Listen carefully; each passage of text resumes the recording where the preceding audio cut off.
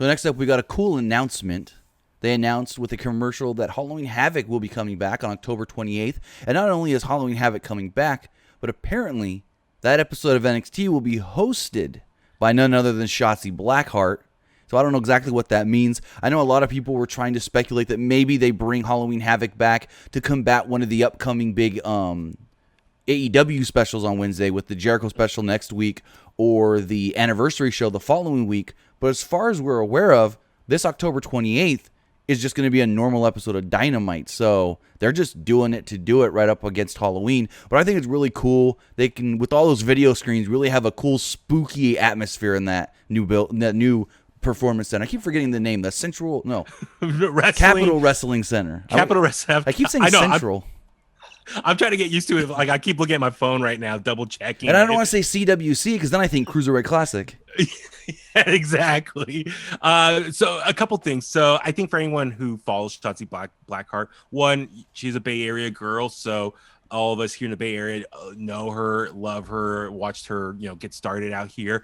But also know, especially if you follow her on Instagram stuff, she's a big horror movie fan. And even she was doing a horror movie podcast with a good friend of mine. Oh, nice. Dominic from Tsunami Bomb. Shout out to him. But he was doing a horror movie podcast with her called Monster Candy Podcast. Monster Candy. That's what it was called. Unfortunately, they had, I think it's kind of on hold because obviously Shotzi had to move to the other side of the country when she got signed with NXT. So, but with that being said, so she has, over the years, not only is a fan of horror movies, scary movies, but she's, done podcasts talking about her favorite movies. But if you follow her on Instagram now, she's like, I guess every day talking about a new or different horror movie that she's going to watch for the day. So she's giving recommendations for everyone. So she's very much an expert. And also, so out here in the Bay Area, for everyone listening right now, we used to have a show, a buddy of mine, a coworker of mine, no name, legendary radio host.